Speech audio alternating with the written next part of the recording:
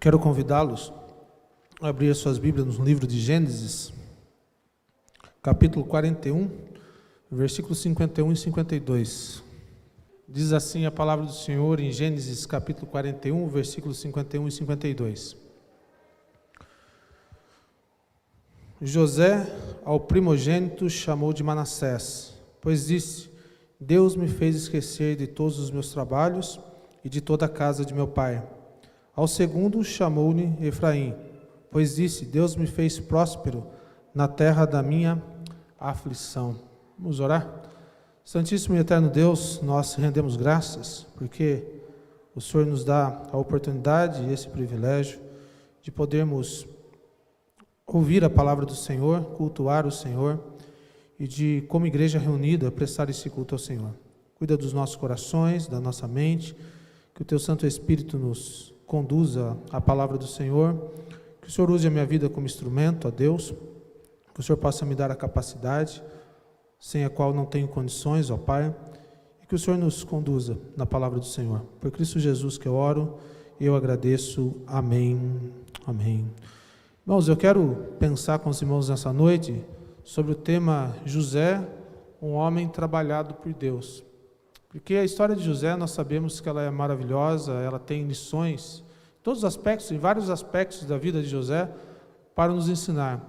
E quando nós olhamos para essa história maravilhosa de José, no qual ele deixou ser trabalhado por Deus, e no qual Deus agiu na vida de José de uma forma especial, nós vamos ver que José, ele não bebeu o veneno da sua própria situação emocional. José foi alguém que não se curvou diante da sua situação emocional. José não deixou-se vencer pelas circunstâncias da vida pela qual ele passou. Mas José, ele é um tipo, um modelo, um exemplo de como Deus trabalha no coração daqueles que querem caminhar com o Senhor nos momentos difíceis, nas circunstâncias complicadas da vida. E José teve as suas circunstâncias complicadas na vida. E nós sabemos que a história de José está entre o capítulo 37 e 50 de Gênesis, e nós vamos tentar passear um pouquinho por alguns textos, para nós vermos algumas coisas especiais sobre a vida de José e analisarmos algumas questões que talvez seja parecida com a sua. Talvez eu e você já tivemos momentos assim, ou ainda teremos momentos dessa forma, ou ainda estamos nesse poço emocional que não conseguimos desvincular ainda daquilo que aconteceu lá atrás, no passado, aquilo que aconteceu ontem, e nós não conseguimos desvincular de tudo isso. E José vai nos ensinar com lições do agir, da graça, da misericórdia e do amor de Deus sobre a vida dele e da forma como ele foi abençoado por Deus na terra da sua aflição. Porque na terra da nossa aflição, nós podemos sentir Deus. Essa é a grande realidade, nós podemos sentir Deus. Quando as pessoas estão em momentos críticos, uma das coisas que eu sempre digo é: Deus está cuidando de tudo. Sinta a presença de Deus. Porque coração perceptível à ação de Deus é um coração que está totalmente quebrantado àquilo que Deus pode realizar. O homem some e a graça de Deus é abundante no coração. Quando o homem ele é arrogante, quando o homem ele acha que ele tem condições de manter as situações dentro do controle dele, através da sua própria capacidade, então é onde ele vai beber o veneno da sua arrogância, do passo errado que está dando diante de Deus. Então nós precisamos nos quebrantar diante de Deus, entendemos que nada somos e que somos totalmente dependentes de Deus, que a nossa vida deve estar então girando em torno desse grandioso e maravilhoso Deus. Então vamos pensar um pouquinho sobre José, e talvez os problemas na família de José seja devido ao seu pai, amar mais a José do que os outros filhos. Porque ele era o filho da velhice, então Israel amava mais José do que os demais filhos. E Deus falava com José. José era um sonhador. Deus já falou com você através do sonho? Não precisa responder. Mas Deus falava com José através do sonho. Trazia a revelação a José por meio do sonho, né? E seus irmãos, evidentemente movidos de ciúmes, queriam criar situações difíceis para a vida de José. E criaram várias situações difíceis para a vida de José. Jogaram ele em uma cisterna. numa cisterna sem água. Num lugar terrível, num lugar onde José precisou olhar para cima e reconhecer que somente o céu reina sobre a sua vida. Não tinha para onde olhar mais, não tinha onde recorrer, e somente se fundamentar ainda mais no Deus que ele conhecia. E depois os seus irmãos os tira da cisterna e vende para uma caravana de midianitas, e ele vai até o Egito e vai parar na casa de um homem chamado Potifar, e lá no Egito ele vai ser condenado e preso injustamente, e vai ficar 13 anos numa masmorra. Essa é a história de José. E lá ele vai interpretar o sonho do copeiro e do padeiro, depois o copeiro esquece dele, o padeiro é morto, como o sonho, ele revela o sonho, depois o copeiro esquece dele, depois na frente de Faraó, para a interpretação do sonho de Faraó, o copeiro lembra que havia um homem na masmorra chamado José, que tinha condições de interpretar o sonho do Faraó. Então, com todo esse histórico, José, aos 16 anos, ele foi alvo de terrível e brutal violência dentro da sua própria casa, onde deveria de ser um lugar de acolhimento, um lugar de amor, um lugar onde ele deveria ser tratado, cuidado, entendido pelos seus. Muito pelo contrário, ele foi totalmente violentado por aqueles que deveriam protegê-lo. Ele é um personagem que teve todos os motivos para ser alguém com sérios problemas psicológicos. José é um candidato para estar nos divãs dos vários psiquiatras do mundo, para ser tratado, trabalhado, devido à brutalidade da violência com que ele passou, através de mágoas, traumas, frustrações que ele sofreu. Talvez eu e você ainda trazemos no nosso coração mágoas e traumas e coisas que ainda nós não conseguimos resolver lá do passado, que nós não conseguimos entregar a Deus, para que Deus trate o nosso coração como deve ser tratado. Hora ou outra nós recordamos de coisas que aconteceram na nossa vida, que geraram mágoas, que trouxeram tristezas e assim por diante. E José sofreu tudo isso na sua adolescência. Pensando nos dias de hoje, José poderia estar internado em algum manicômio, alguma coisa nesse sentido, porque os traumas foram profundos e José consegue vencer essa situação. Mas eu quero criar aqui o ambiente da casa de José para nós pensarmos um pouquinho.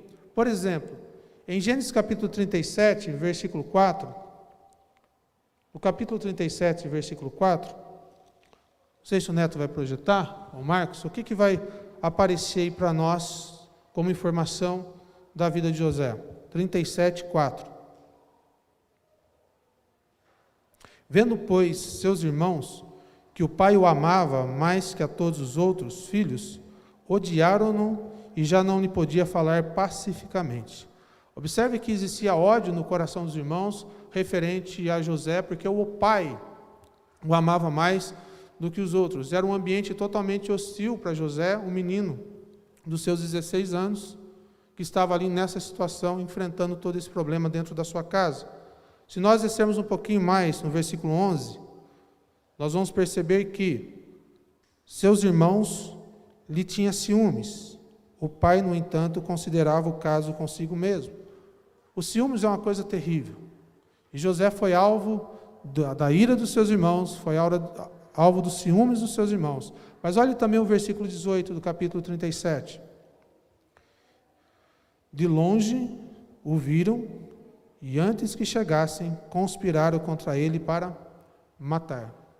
O desejo dos irmãos de José era matá-lo.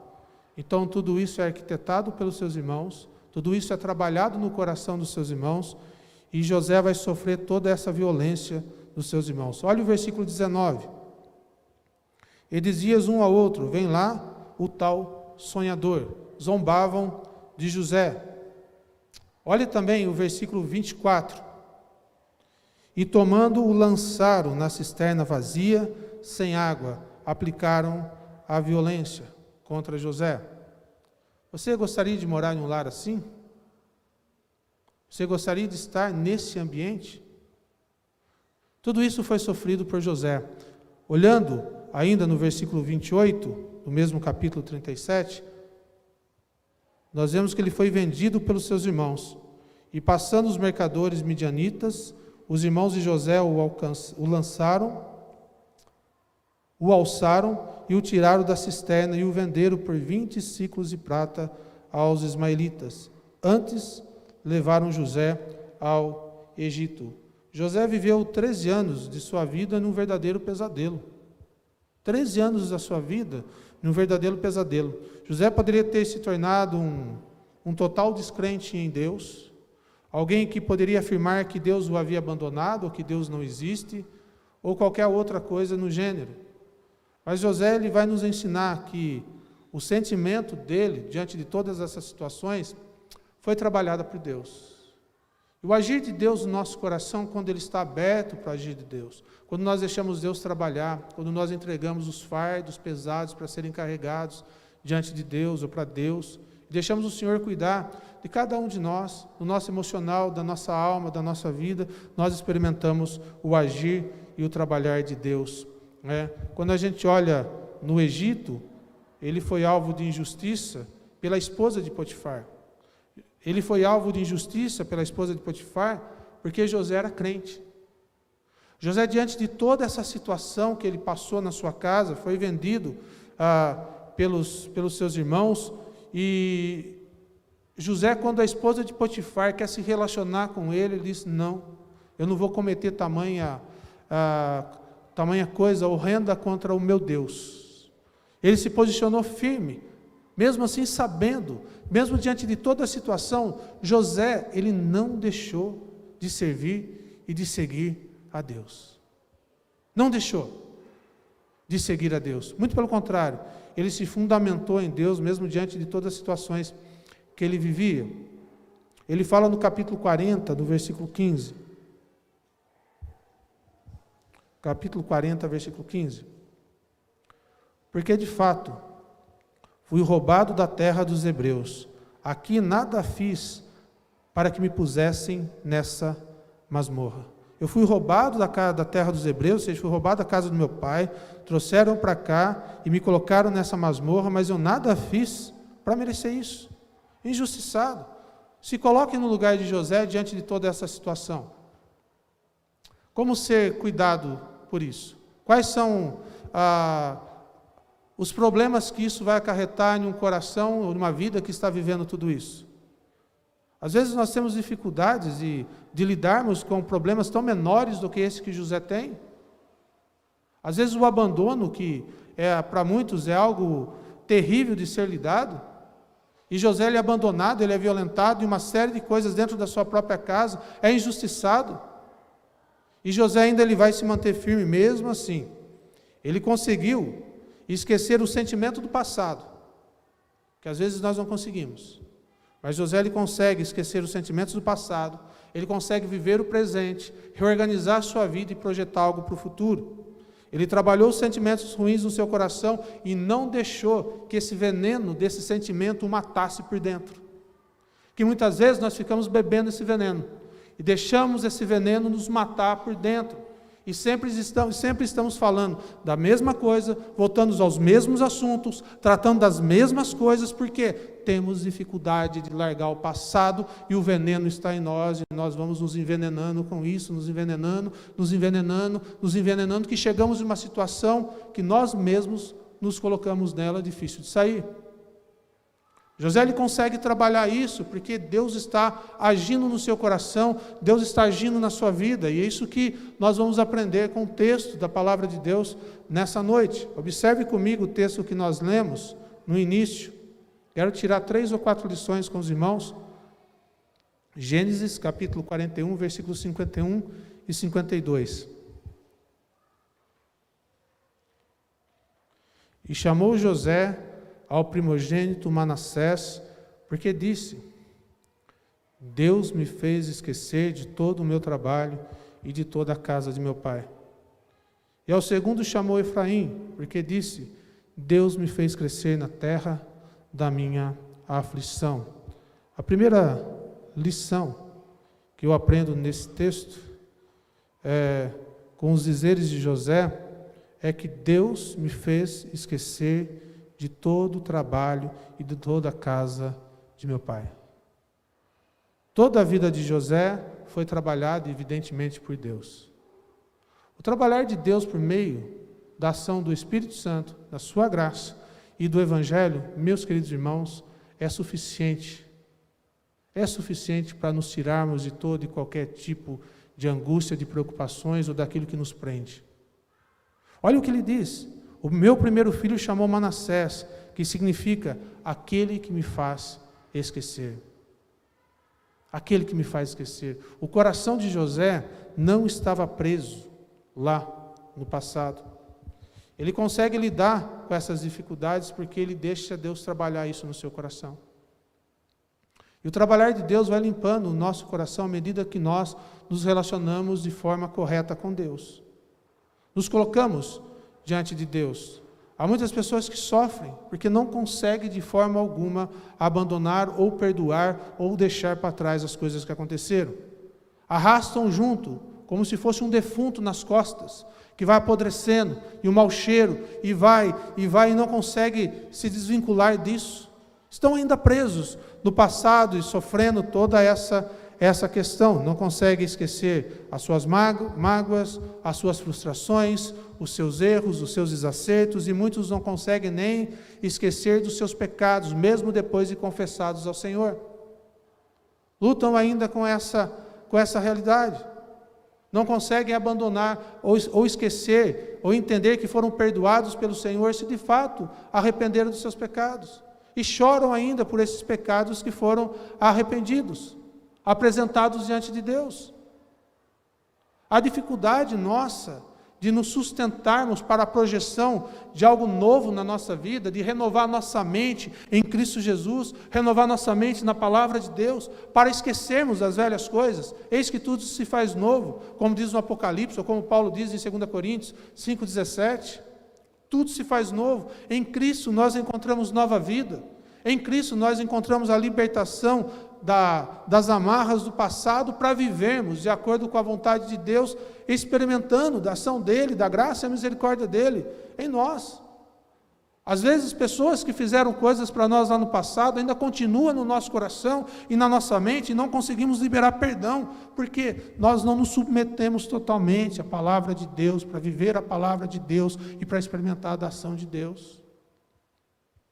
Onde nós estávamos na associação, um pastor jovem trouxe uma mensagem excelente do tema da campanha de missões.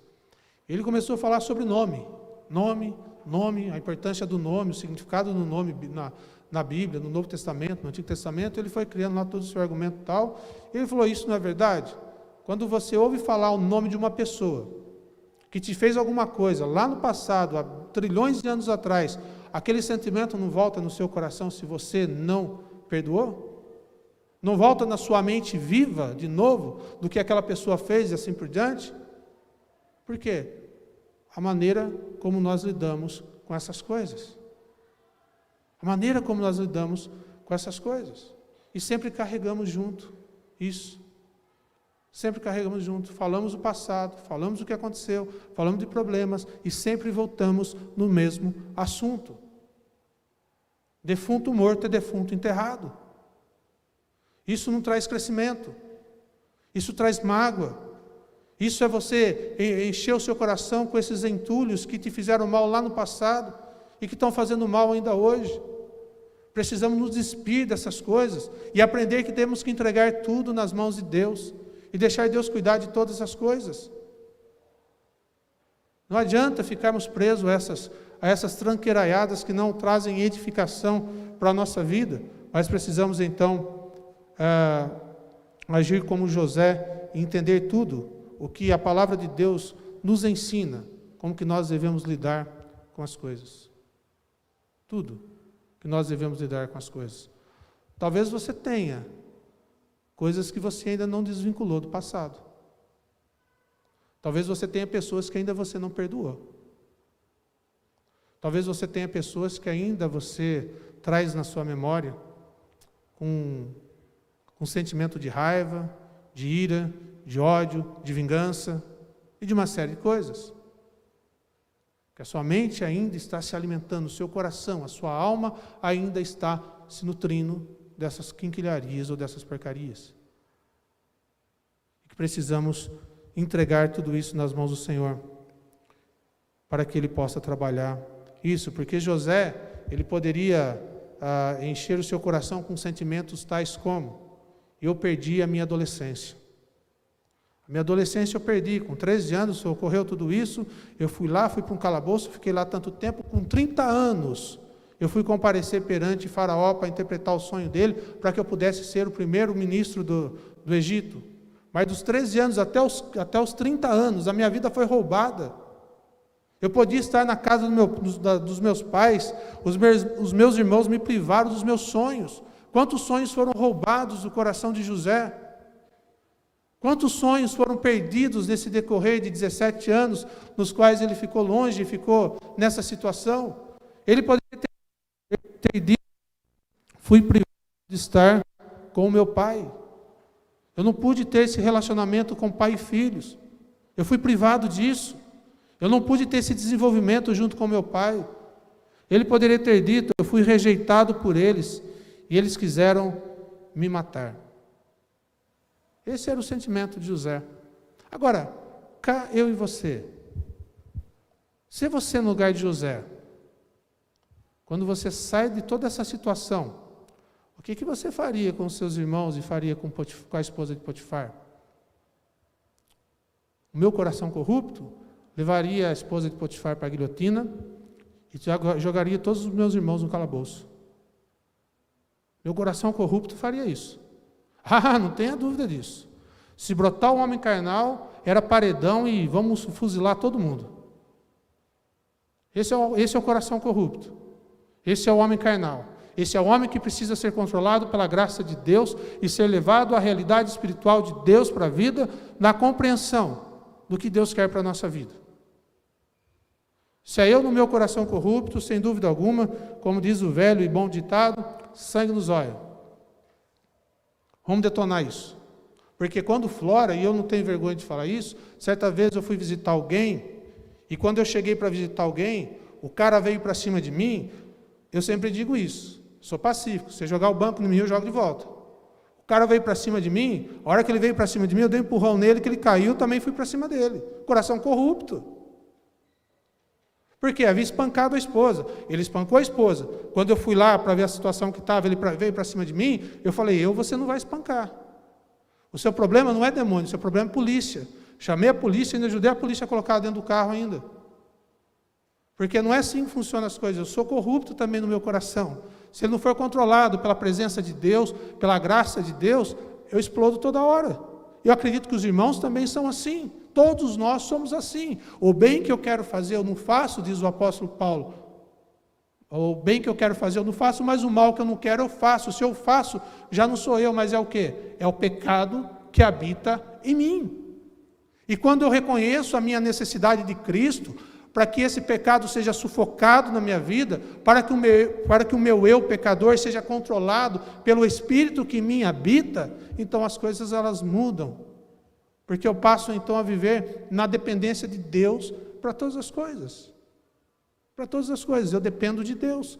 Eu dependo de Deus no meu relacionamento com os irmãos, eu dependo de Deus no meu relacionamento com a minha esposa, eu dependo de Deus no meu relacionamento familiar, eu dependo de Deus no meu trabalho, eu dependo de Deus em todas as coisas. Porque se Deus não sufocar a corruptibilidade do meu coração, como que eu vou agir? Como que nós seremos? Qual que é a ação nossa humana diante daquilo que as pessoas fazem? Porque qual é a ideia do cristianismo? Até marquei uma frase que o pastor Cláudio Verri disse certa vez, que o cristianismo ele tem duas pernas. O perdão e qual que é a outra? O amor. Duas pernas. Amor e perdão. Tem esse aspecto. Qual que é a ideia do cristianismo? Ore pelos seus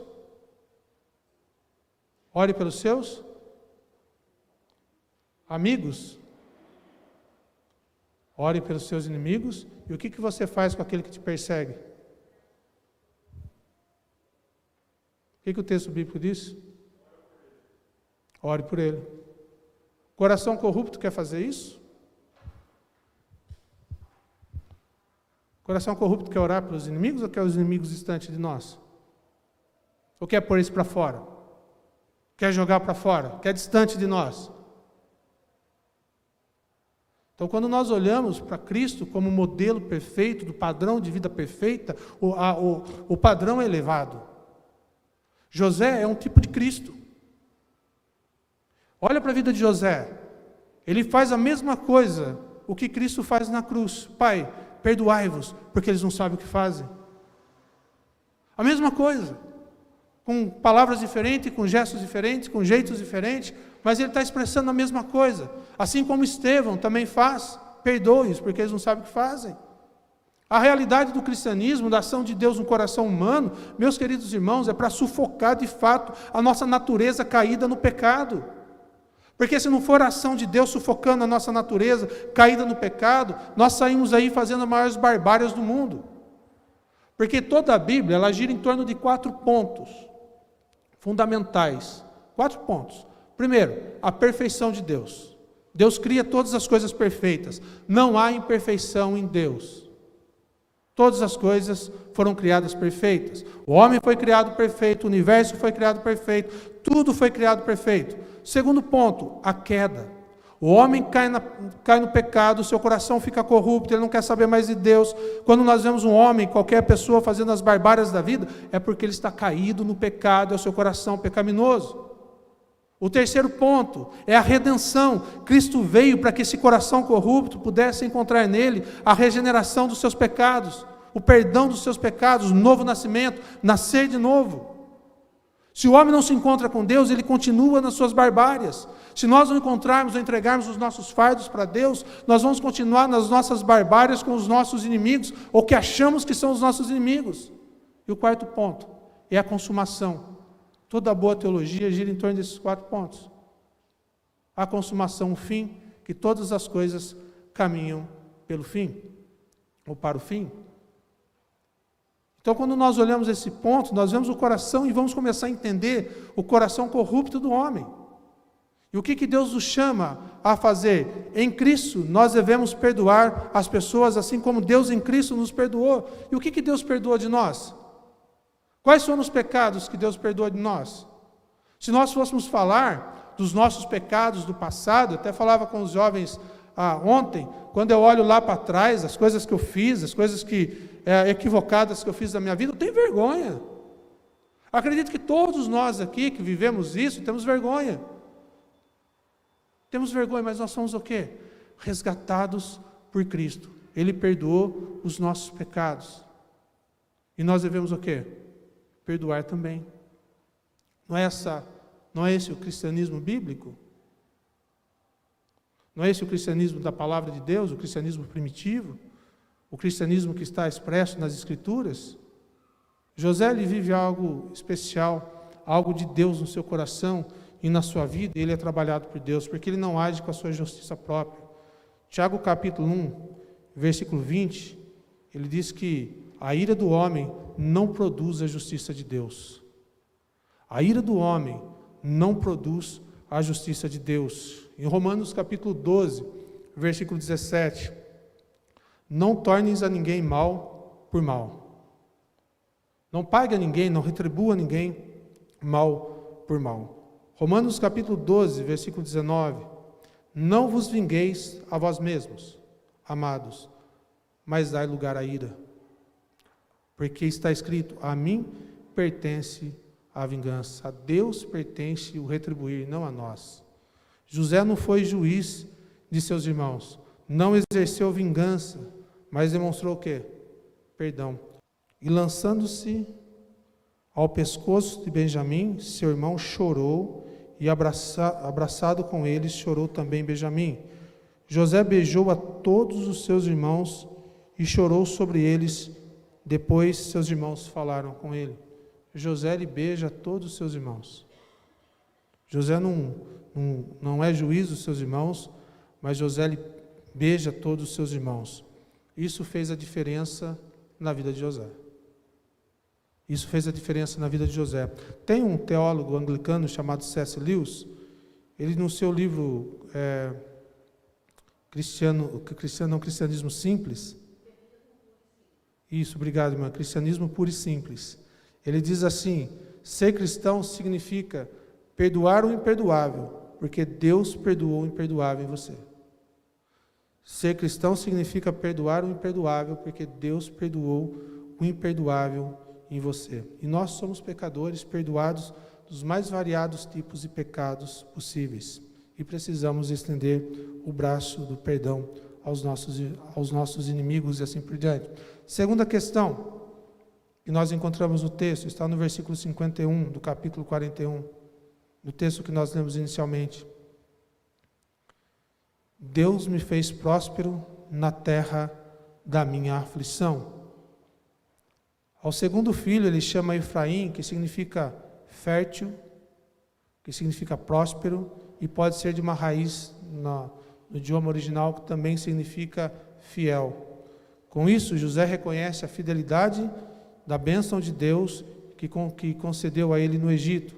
A prosperidade de José, sem dúvida alguma, meus irmãos, é consequência da sua vida com o Senhor.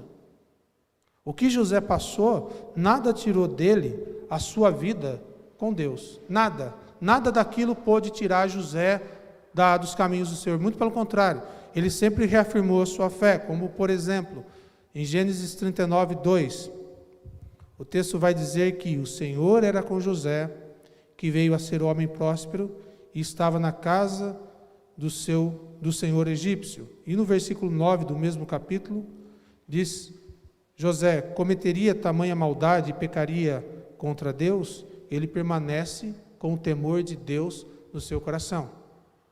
Ele não pragueja contra Deus, ele não diz que Deus não existe, mas pelo contrário, ele fundamenta a sua fé ainda mais no Senhor. Ele não deixa o seu passado interferir no seu presente. Ele não deixa o seu passado interferir no seu relacionamento com Deus. Deus nos dá sempre condições, quando a nossa vida está consagrada no altar dele, de esquecer coisas ruins do passado, para que não se torne um veneno na nossa vida. Para que se torne um veneno na nossa vida. José soube lidar com o seu passado, ele olha para o presente, olha para o novo horizonte, para o novo futuro. Meus queridos, assim é a nossa vida.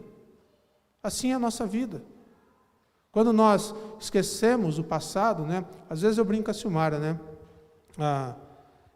Esses dias ela queria ir em um lugar, e eu não gosto de festa, eu não gosto de festa, não gosto de lugar de muito barulho, não gosto de lugar, prefiro ficar em casa, né? Mas ela gosta, e às vezes eu vou meio birrado, como diz o mineiro, né? Meio birrado para as coisas.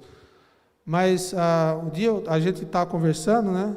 Eu falei para ela: olha, casal crente não briga, senta, conversa, acerta e ora, né? Então, brinquei com ela assim, porque a briga sempre vai trazer o quê? Vai machucar, vai trazer ofensas, gritaria e uma série de coisas. Começou a falar, não dá para conversar agora, dá um tempo, depois voltamos, sentamos, conversamos e oramos e entregamos a situação nas mãos de Deus. Isso é correto, é bíblico e serve de orientação para a nossa filha também, entender o que é um relacionamento entre casal. Isso serve como orientação para a nossa filha. Porque quando nós trazemos as coisas lá do passado, você diz assim: mas você comprou aquele sapato lá que custou tanto, por isso que o cartão de crédito estourou esse mês. Você fez isso, né? O Marcelo foi lá, a Denise briga com o Marcelo foi lá e comprou isso. Eu foi lá e fez isso, aquilo, aquele outro, e isso. Não, mas você sempre está ressuscitando o passado, as feridas do passado estão voltando novamente. O apóstolo Paulo, lá em Filipenses, capítulo 3, versículo 13, ele fala assim: uma coisa eu faço, esquecendo as coisas que para trás ficam, avanço para as que diante de mim estão. Eu esqueço as coisas que para trás ficam e eu avanço para as que diante de mim estão, porque as diante, que estão à frente, é muito mais abençoador do que aquilo que ficou lá no passado. É muito mais abençoador, porque Deus tem algo maravilhoso para nós lá. Se nós continuarmos lá no passado, vamos continuar chorando, depressivos, envenenados e assim por diante, sempre voltando no mesmo assunto. Reúne, é o mesmo assunto. Vamos falar? É a mesma coisa, nunca muda a nota da música, sempre a mesma. Mas olhando para frente, eu vou deslumbrar as bênçãos de Deus, o que Deus quer lá no futuro.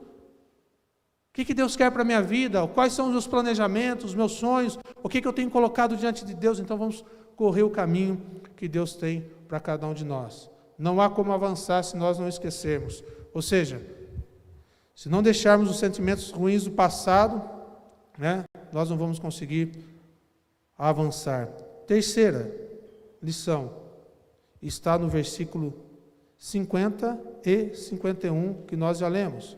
José ele vai reconhecer que tudo foi ação de Deus. Ele fala lá, Deus me fez. Observe o versículo 40, capítulo 41, os versículos 50 e 52.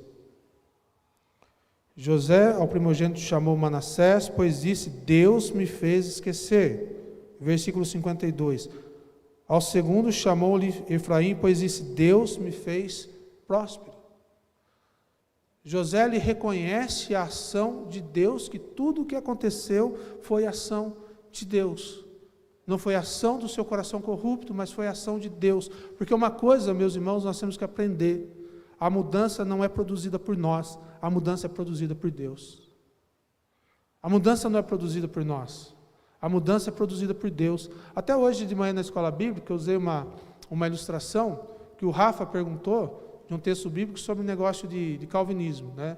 E eu estava falando sobre calvinismo. Eu estava falando sobre livre agência do calvinismo. Eu falei assim, olha, se você pega alguém extremamente viciado em crack, e você leva ele para sua casa, e você dá banho nele, você corta o cabelo dele, você passa perfume nele, você deixa ele certinho, você senta com ele e você aconselha ele. Olha, não faz mais isso. Ele fala, eu não vou fazer mais. Mas a hora que ele sai dali, para onde ele vai? Ele vai usar droga. Por quê? Porque o desejo, a vontade dele está contaminada totalmente pelas drogas. Ele não consegue se libertar das drogas. Ele não consegue por si só. Ele precisa do agir gracioso de Deus para libertá-lo daquela situação. É o agir de Deus que vai, é o que José compreende. Ele diz, Deus me fez, não foi a minha ação, mas foi Deus, porque José atribui ao Senhor a cura da sua alma. Ele deixou de trabalhar essas questões no seu coração, e não deixou que Satanás trabalhasse essas questões no seu coração.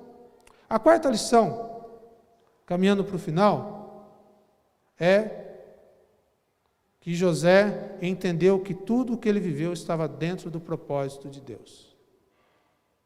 E quando você entende o propósito de Deus, o fardo se torna mais leve. Quando você entende que tudo está no propósito de Deus, olha o versículo, capítulo 45, versículos de 5 até o versículo 8. Gênesis 45, versículos de 5 a 8.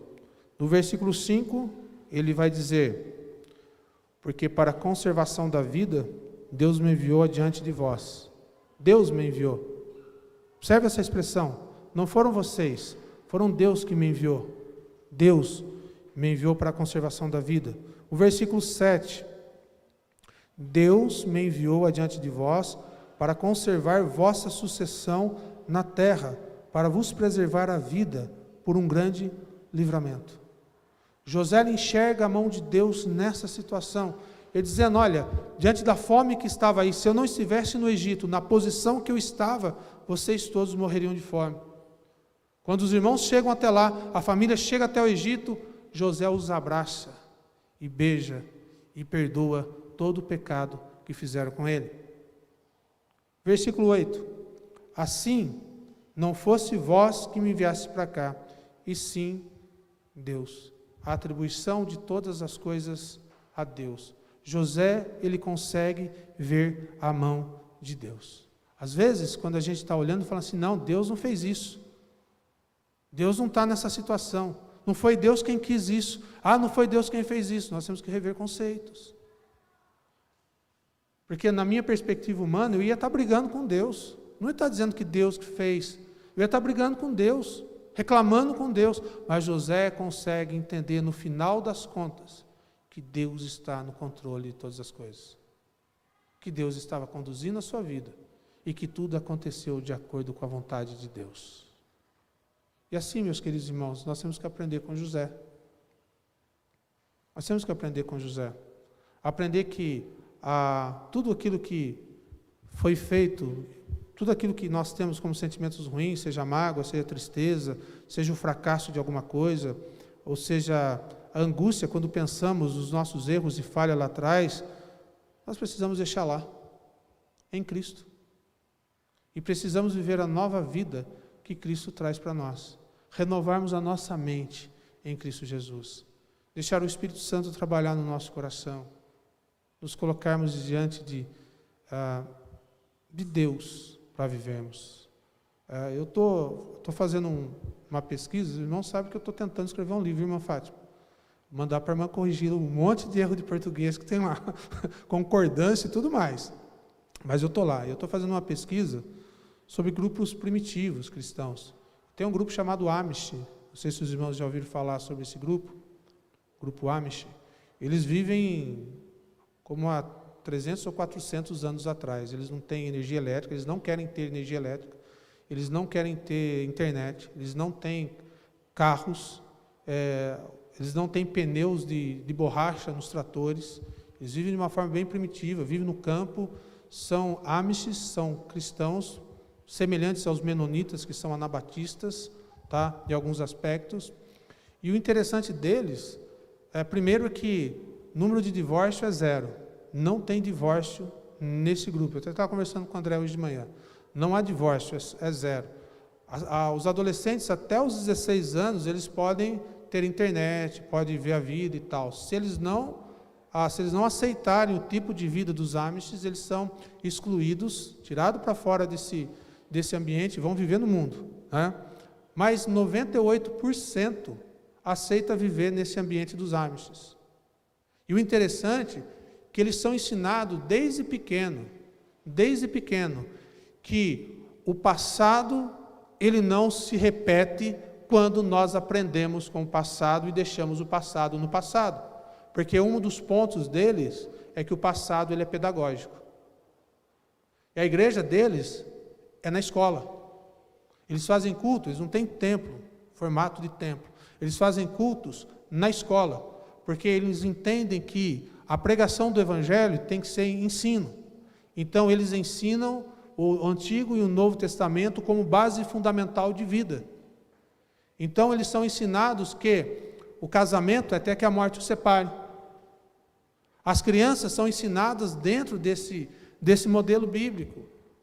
E é interessante porque são comunidades primitivas que ainda vivem dessa forma, e que são, não digo que não tenha distorção doutrinária, não estou querendo dizer isso, estou pegando só os pontos bons deles. E que a família, ela cresce de forma saudável. Então eles são ensinados desde pequeno, olha, se fulano fez algo para você, então aprenda com o que ele fez, perdoe, deixe isso lá, olhe para frente, caminhe para que você não faça a mesma coisa que ele fez com você. Então assim, só para a gente pensar, e José nos ensina sobre essa questão tão importante. O passado ficou lá, Deus está na condução da minha vida, tudo o que eu passei, Deus estava presente, Deus não faltou um minuto, e agora eu tenho certeza, se eu fosse usar a minha linguagem, eu diria assim, eu experimentei, vivi, e agora estou recebendo o resultado do meu caminhar com Deus. Porque a graça de Deus, ela é vivida e sentida por cada um de nós. E temos que experimentar, dia após dia, a presença de Deus. E nós precisamos perdoar, demonstrando sempre um coração que ele é trabalhado por Deus. Passado é passado, meu querido irmão. Não ande com defunto nas suas costas, não, com o cheiro da podridão do pecado ou do passado. Mas fortaleça-se sempre na graça do Senhor. Que Deus assim nos abençoe, que possamos aprender dia a dia com José e com a palavra de Deus, esses ensinos tão preciosos para nós.